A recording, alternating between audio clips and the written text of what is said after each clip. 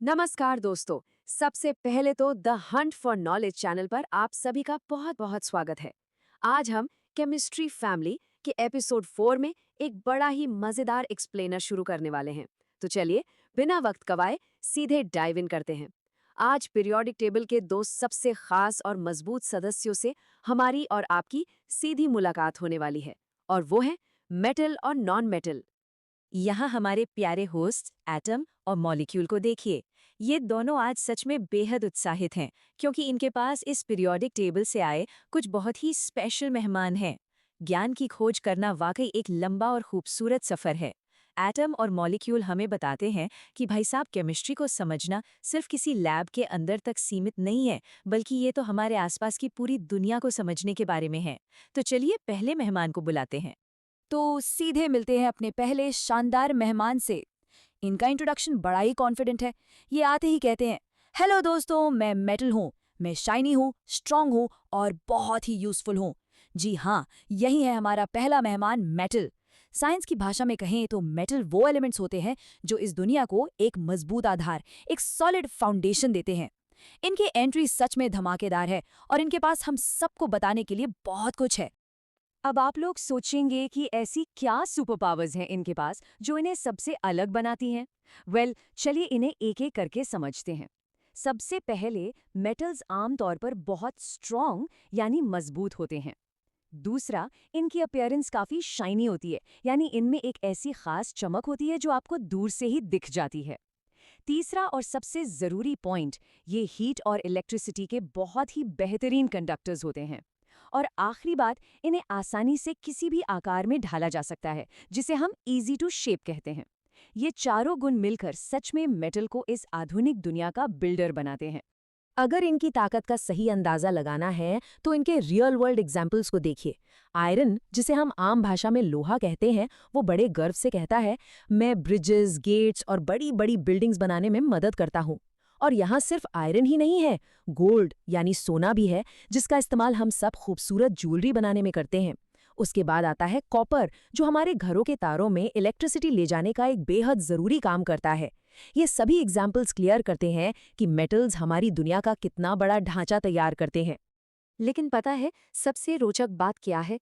Metals सिर्फ उन strict chemistry labs में बंद नहीं रहते हैं। ये हमारी डेली लाइफ का एक अटूट हिस्सा है। जरा खुद सोचिए, जिन चम्मचों से हम खाना खाते हैं, खाना पकाने वाले बर्तन, हमारे घरों के पंखे और यहाँ तक कि जिन गाड़ियों में हम रोज सफर करते हैं, ये सब आखिर किस चीज से बनते हैं? बिल्कुल सही सोचा आपने, मेटल्स से। ये हमारे आसपास लिटरली हर जगह मौजूद हैं। पर रुकिए, केमिस्ट्री हो और कोई आश्चर्य ना हो, ऐसा थोड़ी हो सकता है। मिलिए मर्क्यूरी से, जिसे हम पारा भी कहते हैं। अब ध्यान दीजिएगा, जहां ज्यादातर मेटल्स रूम टेम्परेचर पर ठोस यानी सॉलिड होते हैं, वहीं मर्क्यूरी एक अकेला ऐसा मेटल है जो रूम टेम्परेचर पर लिक्विड अवस्था में रहता है ना? ये एक मजेदार बात। ये स्नीकी सा एक्सेप्शन हमें याद दिलाता है कि साइंस की दुनिया में हमेशा कुछ न कुछ सरप्राइजिंग सीखने को जरूर मिलता है। अब जहां मेटल की एंट्री इतनी शानदार और लाउड थी, वही हमारे दूसरे मेहमान की एंट्री थोड़ी शांत है। मिलिए नॉन मेटल से। ये आते ही बड़ी शांति से कहते हैं, मैं भले ही मेटल्स की तरह चमकदार ना हूं, लेकिन इस अर्थ पर लाइफ के लिए मैं बहुत जरूरी हूं। और सच मानिए, ये बात बिल्कुल ठीक है। अगर मेटल्स इस दुनिया का हार्डवेयर है, तो नॉन मेटल्स इस दुनिया का सॉफ्टवेयर। इसकी सांस और लाइफ ब्लड हैं। इनका स्वभाव शांत जरूर है, पर इनका योगदान उतना ही मैसिव है। तो आखिर नॉन मेटल के ट्रेट्स क्या हैं? इनकी पर्सनैलिटी ना मेटल से बिल्कुल ऑपोजिट है। ये आम तौर पर डल होते हैं, इनमें कोई चमक नहीं होती। ये वजन में काफी हल्के होते हैं और ज्यादातर ये इलेक्ट्रिसिटी के पुअर कंडक्टर्स होते हैं। लेकिन यहाँ भी एक एक्सेप्शन है दोस्तों। ग्रेफाइट, जो कि कार्बन का ही एक फॉर्म है, वो आसानी से इलेक्ट्रिसिटी कंडक्ट कर सकता है। यही छोटे छोटे ट्विस्ट्स तो इस सब्जेक्ट को इतना मजेदार बनाते हैं। इनके एग्जाम्पल्स पर थोड़ा गौर करते हैं। ऑक्सीजन को ही ले लीजिए। ये एक बड़ा ही कॉमन नॉन मेटल है जो आपसे कहता है, इंसान और जानवरों को सांस लेने के लिए मेरी जरूरत होती है। इसके बिना तो जीवन के बारे में सोचना भी नामुमकिन है, राइट? फिर आता है कार्बन, जो हमारी और आपकी पेंसिल की लीड में होता है और अलग अलग फ्यूल्स में भी पाया जाता है। और हम हीलियम को कैसे भूल सकते हैं? ये वही गैस है जो उन बलून्स को हवा में उड़ाता है। अब देखिए, जैसे मेटल्स हमारी आम जिंदगी का हिस्सा हैं, ठीक वैसे ही नॉन मेटल्स किसी भी लाइफ के सर्वाइव करने के लिए एब्सोल्युटली क्रूशल हैं। जो हवा हम और आप अपने फेफड़ों में भरते हैं, जो पानी हम पीते हैं, हरे पौधे, हमारा खाना, यहाँ तक कि ये पेपर जिस पर हम लिखते हैं, इन सब में नॉन मेटल्स भरी मात्रा में छिपे हुए हैं। सच तो ये है कि इनके बिना एक सिंगल डे भी सर्वाइव करना पॉसिबल नहीं है। यहाँ एक और बड़ा दिलचस्प फैक्ट आता है। पहले हमने डिस्कस किया था कि ज्यादातर मेटल्स सॉलिड होते हैं, लेकिन जब बात नॉन मेटल्स की आती है ना, तो इनमें से बहुत सारे तत्व जैसे कि ऑक्सीजन, नाइट्रोजन और हीलियम नेचुरल तरीके से रूम टेम्परेचर पर ही गैसेस के रूप में एग्जिस्ट करते हैं। ये नेचुरल प्रॉपर्टी इन्हें मेटल परिवार से एकदम अलग खड़ा कर देती है। और अब फाइनली वक्त आ गया है द अल्टीमेट शोडाउन का। मेटल और नॉन मेटल दोनों आमने सामने स्क्रीन पर हैं। दोनों के पास अपने अपने अनोखे गुण हैं।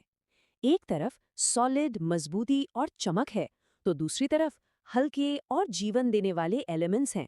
चलिए अब इन दोनों के बीच एक क्विक फ्रेंडली कंपैरिजन करके देखते हैं कि ये एक दूसरे से कितने अलग हैं, पर साथ ही कितनी जरूरी भी हैं। इस टेबल के जरिए इनकी प्रॉपर्टी बैटल को देखते हैं। सबसे पहले अपीयरेंस और स्ट्रेंथ। जैसा कि हमने अभी थोड़ी देर पहले सीखा, मेटल बहुत शाइनी और बेहद स्ट्रांग होता है, वहीं नॉन मेटल आमतौर पर डल होता है और सॉफ्ट या ब्रिटल होता है, जिसका मतलब है थोड़ी ताकत लगाने पर यह आसानी से टूट सकता है।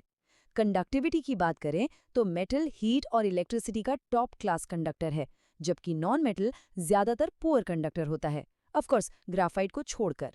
चलिए कंपैरिजन को थोड़ा आगे बढ़ाते हैं और मैलिएबिलिटी की बात करते हैं।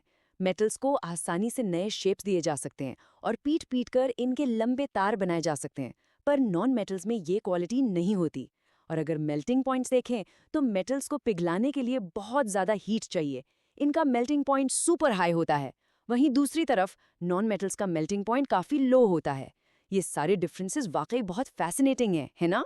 हमारी इन केमिस्ट्री फैमिली के होस्ट्स एटम और मॉलिक्यूल का एक बहुत ही प्यारा मैसेज है। Science is fun when we learn together. और मैं इस बात से पूरी तरह अग्री करता हूँ।